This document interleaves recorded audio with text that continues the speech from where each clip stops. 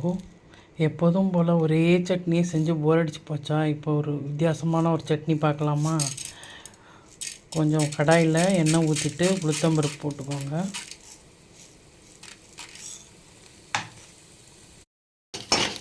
கொஞ்சம் ஃப்ரை பண்ணிக்கோங்க.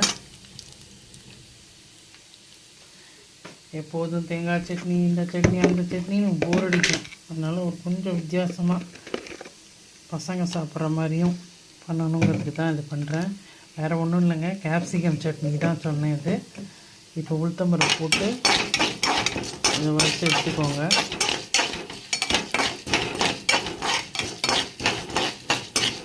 கொஞ்சம் செவக்காய் வறுத்து எடுத்து வச்சு நெக்ஸ்ட்டு இதில் சின்ன வெங்காயம் போட்டுக்கோங்க. சின்ன வெங்காயம், புளி, பச்சை மிளகாய், இஞ்சி,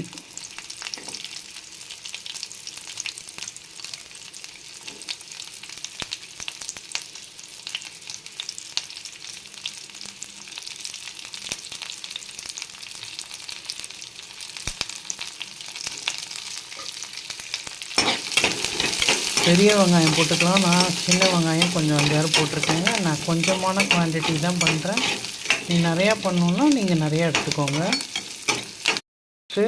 குடமிளகாய் போட்டுடலாம்.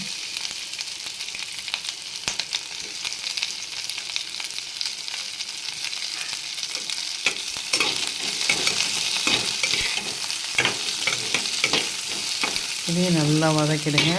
குடமிளகாய் எப்படி வெந்துடுச்சுன்ட்டிங்கன்னா கொஞ்சம் தண்ணி விட்டுக்கும். அப்போ ஆஃப் பண்ணிடுங்க அடுப்பு.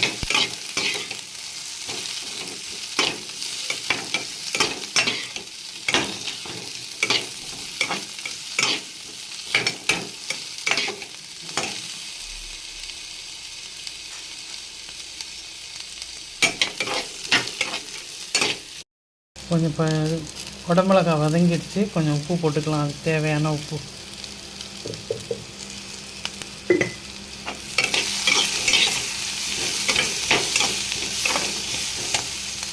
நாங்கள் வதக்கி எடுத்துட்டேன். இது இப்போ அரைக்கணும் மிக்சியில் போட்டு. கொத்தமல்லி சேர்த்துக்கோங்க. அவ்வளோதாங்க, சட்னி ரெடிங்க. இது தோசைக்கு, இட்லிக்கு தொட்டுட்டு சாப்பிட்லாம். சூப்பராக இருக்கும். நீங்களும் ட்ரை பண்ணுங்கள். இது தோசைக்கு தொட்டுக்க சூப்பராக இருக்கும், எக்ஸலண்ட்டாக இருக்கும். நீங்களும் ட்ரை பண்ணி பாருங்கள். ட்ரை பண்ணி பார்த்துட்டு எனக்கு கமெண்ட் பண்ணுங்கள். மறக்காமல் சப்ஸ்கிரைப் பண்ணுங்கள். ரொம்ப காம்பினேஷன் எக்ஸலண்ட்டாக இருக்கும்.